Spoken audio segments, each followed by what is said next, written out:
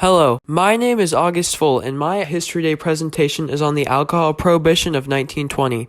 When the Protestant Church had its religious revival of the 1800s, alcohol was one thing the Church targeted as unhealthy for society. Early feminists were extremely anti-alcohol. Carrie Nation, a very large figure of the time, stormed into several bars with her hatchet and wrecked everything with the reason that she was doing good because she was attacking alcohol. However, in 1920, the same year that women vote, the feminist movement and the Protestants protested for a nationwide ban on alcohol, called the Prohibition. And from 1920 to 1930, it was illegal to drink alcohol in America. The main reason why the feminists thought that alcohol was bad for society was they believed that it was the root of male violence, specifically toward women. Today, it is called the noble experiment because it was a good cause, but just an experiment and it didn't work. But why it didn't work is almost completely separate from male violence, and is all because it surfaced organized crime in a way that made it accessible to all. It brought criminal opportunities to poor communities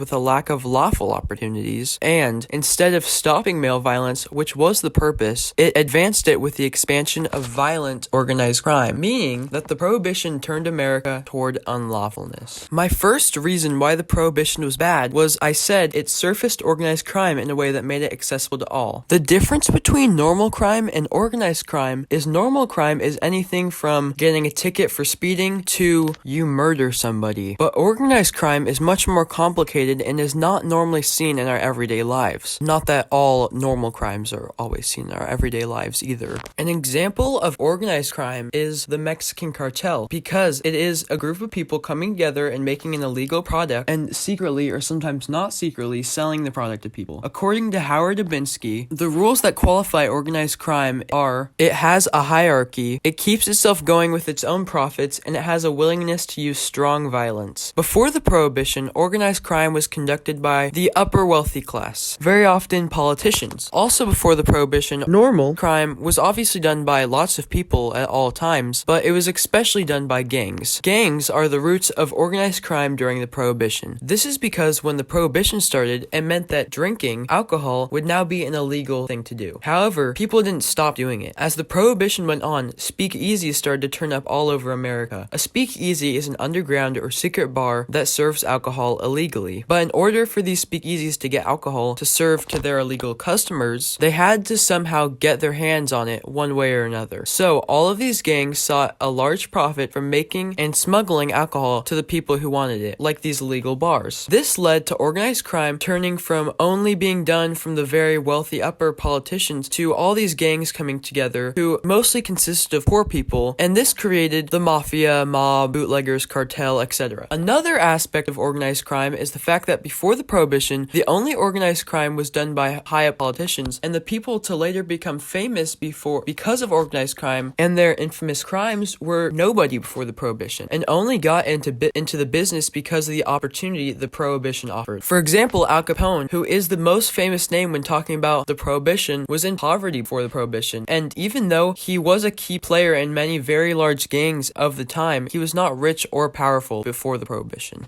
This meant that everyone who was already used to committing crimes all of a sudden got the opportunity to start making money from bootlegging alcohol. This kicked off the black market, which is a vastly used term, but it is where illegal products are sold or bought. Today in America, there's also a black market, and although it's come a very long way from what it once was in the Prohibition's alcohol cartel carved the way for the black market. And also, the black market, when you refer to it, it's normally all interconnected. Going back to Al Capone, who is very small in the grand scheme of things, in the grand scheme of organized crime, was nowhere near the only person to have gained lots of power or risen up to the heights of organized crime. But before the Prohibition, Al Capone only carried out other crimes that would later become much more organized, such as prostitution or gambling or drugs. And when Al Capone gained his mass amount of power, he did all sorts of other things with it, like he opened up other parts of the black market, such as these things stated before. So since Al Capone and other people like him did illegal things on the black market, market, like selling alcohol, this opened up the black market to anything else illegal, and we can still see it today. The black market today mostly consists of illegal drugs, but has grown and turned into a place where you can sell whatever illegal product that will have the most profit. For example, in New York, there is a stolen car cartel that steals cars, then imports them to other countries for profit, most often developing countries. How this connects to the prohibition, or why this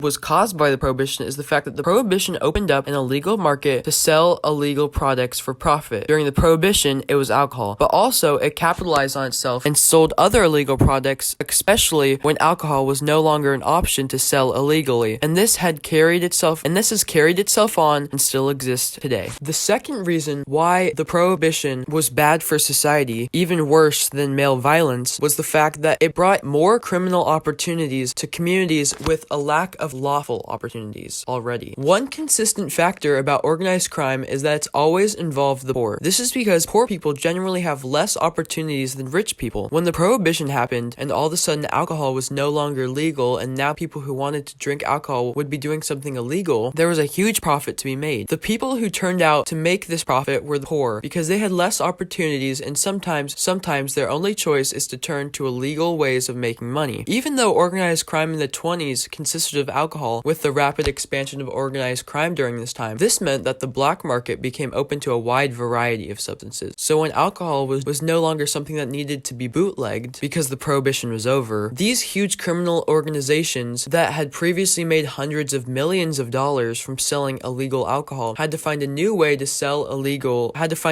to sell illegally on the black market. Another thing to add is that with the illegalization of alcohol, people who previously drank very often turned to other substances like drugs. The reason why drugs are so special in this case is the ability to sell drugs on the black market, making drugs more accessible to all ages and income levels. And today in America, there is a drug issue, and people who get these drugs get them from the black market, which was founded by the prohibition. And the people working in the drug industry work in organized crime, which was birthed from the prohibition also. What this all has to do with the poor is the fact that there's also a huge correlation with people who do drugs and people in poverty. From a 2018 study, elevated rates of drug overdose were found in more economically disadvantaged zip codes. Economic disadvantage played a larger role in drug overdose in urban than rural areas. This means that if you're in poverty, you're much more likely to do drugs, which are a product of organized crime, because that's the most common and easiest method of obtaining drugs. And all of this is due to the prohibition, because the prohibition birthed the black market, which is where illegal drugs come from and became accessible. Although it couldn't be more obvious that the prohibition caused more bad than good, some people disagree with that. Obviously, some good things came out of the prohibition, as do all things, like the fact that there's a very apparent before and after effect of women being able to go into bars and drink publicly after the prohibition, mainly due to the speakeasies of the time, which welcomed women, unlike the bars before the prohibition. But compared to some other changes caused by the feminist movement, this is pretty minor. And as stupid as it was that women were not welcomed into bars before the prohibition, it's hard to feel bad for the women that couldn't go into bars before the prohibition, especially compared to the other injustices toward women of the time. And comparing this small little good change for women's rights of the time to the fact that male violence actually increased during this time, the bad kind of outweighs the good. The last reason, and arguably the most important reason why the prohibition didn't work and turned America towards unlawfulness, is that instead of stopping male violence, which was the purpose, it advanced it with the expansion of organized crime. Although the feminist movement was a turning point in women's rights in America, its biggest mistake by far was the prohibition. This is because the people who wanted to drink alcohol found a way, which meant that making alcohol legal was useless in their cause, so drunk men were just as violent. And to increase upon this, with the establishment of organized crime, this meant that there was much more organized violence and also unorganized violence. So not only was there normal drunken male violence, but there was also brutal organized crime violence. Organized crime violence was the frequent rival gang and cartel shootouts, or sometimes as a speakeasy was being raided by the police, there would be a clash between the speakeasy and the police. There are also so many more accounts of violence because of this organized crime. Some examples of this are Murder Incorporated, which was an organization hired by these mafias to stalk people around for weeks and months without them noticing, then wait for the perfect moment to kill them and dispose members of their body. One of the most famous accounts of violence relating to the Prohibition's organized crime was the Valentine's Day Massacre, which was, although just one kind of violence, the most famous one and is a perfect example of the type of violence brought on by organized crime. This event started with a decent-sized group of people that were a part of the George Moran alcohol cartel, who were going to an abandoned warehouse to store some illegal alcohol. A few minutes later, the police burst in and shot all of them to death. In reality, these police were actually members of the Al Capone alcohol cartel and had set out to crumble the rival gang so there would be less competition. Even though this is just one account of violence, this normal organized crime violence would not happen without the Prohibition. So instead of stopping male violence, the Prohibition only increased male violence by breeding organized violence. How this impacts us today is the fact that organized crime is still around. Organized male violence is at its all-time peak right now, in America at least, in LA, where gang-related organized crime rages and the black market mostly consists of marijuana, which is legal in California, but actually has a black market much bigger than the legal market because of a lot of little specific things. But this all means that organized male violence is still happening and the Prohibition is no longer in place. So men can still drink, so really nothing has changed because of the Prohibition, and the Prohibition just added extreme organized violence on top of the drunken male violence. In 1933, the Prohibition was repealed. The key reason why the Prohibition was repealed was because at the same time the Prohibition was ending, the Great Depression was starting. While Prohibition was not blamed for the Great Depression entirely, it was held slightly responsible because of the lack of tax revenue from alcohol. Even though the Prohibition may have not been responsible for the Great Depression, it is responsible for organized crime. Not only did it have no impact on male violence, but it turned into a new kind of violence with organized violence.